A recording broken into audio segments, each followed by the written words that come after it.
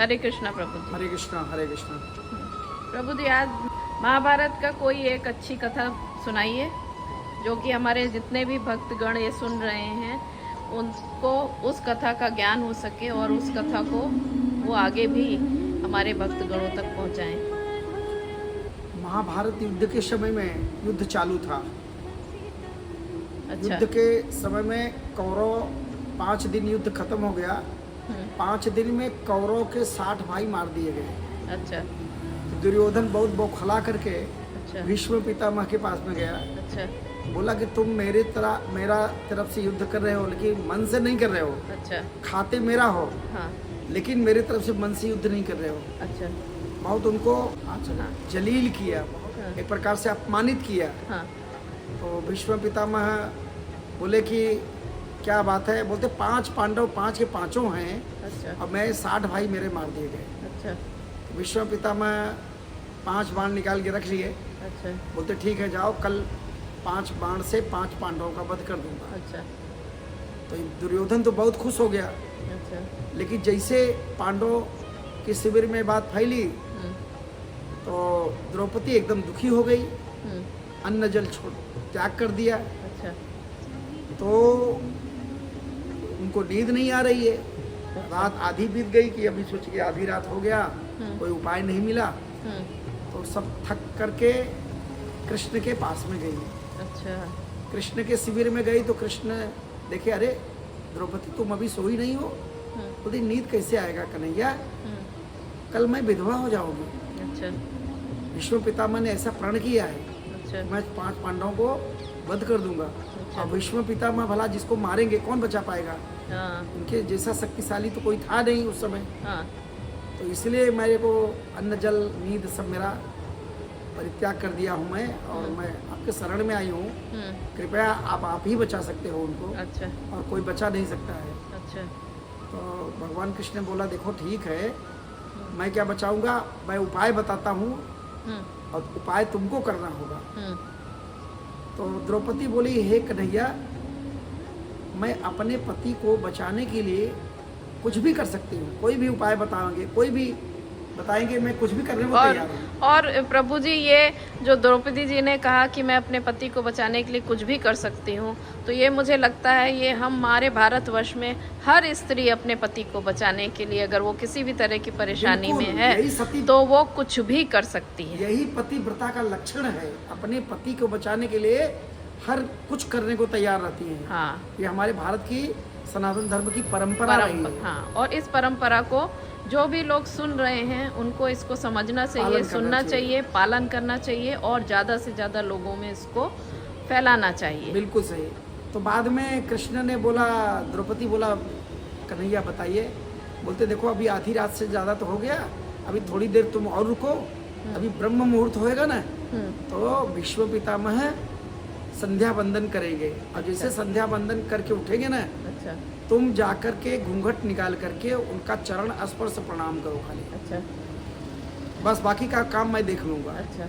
तो उन्होंने द्रौपदी को लेके गए उनके शिविर में। तो बोले चप्पल उतार दो, बिना चप्पल के चलो, नहीं तो लोग सोचेंगे कि कहाँ से आवाज़ आ रही है, कोई ताक झाक करेगा, पता नहीं चलना चाहिए, उनको पता लग जाएगा चप्पल। तो फिर बाद में उन्होंने उनको बोला कि मैं बाहर खड़ा हूँ, जाओ तुम उनको अभी चरण स्पर्श प्रणाम करो। हाँ। तो गई उन्होंने, जैसे उनका संध्या बंदन हो गया था तो उन्होंने घूंघट निकाल करके उनका चरण स्पर्श प्रणाम किया। हाँ। और प्रणाम किया तो उनके मुंह से निकला अखंड सौभाग्यवती भव। उनको पता नहीं था कि द्रौपदी है। उनके मुंह से निकला अखंड सौभाग्यवती भव। तो उन्होंने फिर घूंघट खोला तो देखा तो द्रौपदी। तो भीष्म पितामह चकित हो गए। अरे ये तो आज मेरे मुंह से क्या निकल गया, ये तुमको कौन यहाँ भेजा। वो समझ गए कि कृष्ण ने कोई तो भेजा। कोई शक्ति है। हाँ, कि कृष्ण के सिवा कोई और करना है। इतने में कृष्ण अंदर आ गए। अच्छा। तो बोले कन्हैया तुम ऐसे ही हो, तुम जिसकी रक्षा करना चाहोगे ना, हाँ। उसको कौन मार सकता है। हाँ। राखे कृष्ण तो मारे कौन, और मारे कृष्ण तो राखे कौन। हाँ। तो कन्हैया बोले पितामह मैं कुछ नहीं किया हूँ, द्रौपदी ने आपसे आशीर्वाद मांगा है और आपने उसका आशीर्वाद का उसको फल दिया है। हाँ। वो आशीर्वाद उसको मिला है। हाँ।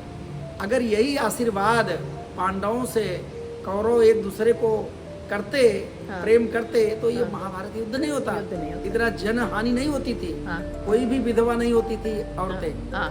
तो ये तो द्रौपदी का ही ये है संस्कार। हाँ। और ठीक है, मैंने रास्ता बताया उनको, और लेकिन द्रौपदी ने किया तो उसको आपने माना। है। तो कहने का मतलब ये है, शास्त्र में कहा जाता है कि साधु, ब्राह्मण, गुरु, माता, पिता को जो डेली चरण स्पर्श प्रणाम करता है, उनके आने वाले जीवन में भयंकर से भयंकर मुसीबत टल जाते हैं। हाँ। और भगवान को प्रणाम करने से करोड़ों करोड़ों जन्म के पाप जल के नष्ट हो जाते हैं। हाँ। ये प्रमाणित है।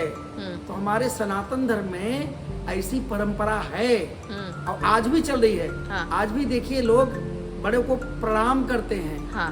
वो नहीं जानते हैं कि प्रणाम करने से क्या होता है, लेकिन हाँ। परंपरा का पालन करते हैं। हाँ। और प्रणाम करने से आशीर्वाद मिलता है, वो आशीर्वाद अमोघ होता है। इसलिए ऐसी बातें शास्त्रों में भी इसका वर्णन हुआ है। हाँ। कि शास्त्र की बात कभी झूठ तो नहीं हो सकती है ना। नहीं हो सकती। शास्त्र भगवान वेद व्यास ने, भगवान द्वाइपन, कृष्ण द्वाइपन व्यास, वेद व्यास ने ही इसका जो है लेखन किया है, इसका रचना किया है। उस शास्त्र से अगर हम लोग सुन करके, पढ़ करके अगर जीवन व्यापन करें, तो हम लोक परलोक दोनों में आनंद में रह सकते हैं। इसलिए हम लोगों को भगवान के मंदिर में कभी जाएं, हाँ। तो मंदिर में भगवान से प्रणाम करने के पहले भगवान के जो पार्षद हैं यानी गुरु जी, उनको प्रणाम करना चाहिए, उनसे आशीर्वाद लेना चाहिए।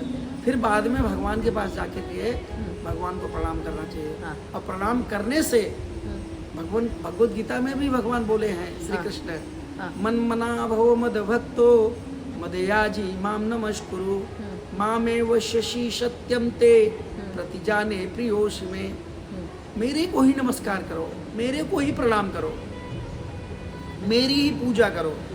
भगवान ऐसा बोले हैं। एकमात्र भगवान श्री कृष्ण ही ऐसा बोले हैं। भगवान रामचंद्र जी भी रामायण में कहीं ऐसा नहीं बोले कि मैं भगवान हूँ, लेकिन कृष्ण स्वयं बोले हैं कि मैं ही सब कुछ हूँ, मैं ही ईश्वर हूँ, मेरा ही सृष्टि है, मैं सृष्टि का जनक हूँ, इस सृष्टि को मैंने बनाया हूँ, इसका जो सृष्टि है जनक मैं ही हूँ, सारी वस्तुएं मेरी ही है। इसलिए मेरा, हम लोग आरती जब करते हैं, पूरे भारत में लोग तो ज़्यादा करके बोलते हैं कि स्वामी सब कुछ है तेरा, तेरा तुझको अर्पण क्या लागे मेरा। ये भगवद गीता का ज्ञान है, ये भगवद गीता से लिया गया है आरती में। ये सृष्टि सब कुछ भगवान का है, सारी वस्तु भगवान का है, भगवान को ही भगवान को देना है, हमारा कुछ नहीं है। जैसे गंगा जल हम स्नान करने जाते हैं गंगा जी में, तो गंगा जल से ही गंगा जी का पूजन करते हैं जी। उसी प्रकार से इस सृष्टि में सब कुछ भगवान का है, और उसी भगवान को हम पहले यूज करने के पहले, भोग करने के पहले भगवान को देना चाहिए, भगवान को अर्पण करना चाहिए, तभी हमारा जीवन धन्य होगा। हम जो पाएंगे प्रसाद रूप में, हमारी सात्विक बुद्धि होगी, भगवान के भक्ति में हमारा मन लगेगा, भजन करेंगे, और जीवन हमारा लोक परलोक दोनों बन जाएंगे। हरे कृष्णा हरे कृष्णा हरे कृष्णा हरे कृष्णा कृष्णा कृष्णा हरे हरे, हरे राम राम राम हरे हरे।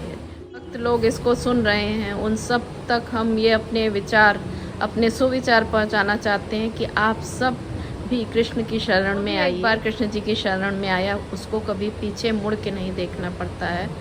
ये कृष्ण जी का बहुत बड़ा आशीर्वाद है। हरे कृष्णा। हरे कृष्णा।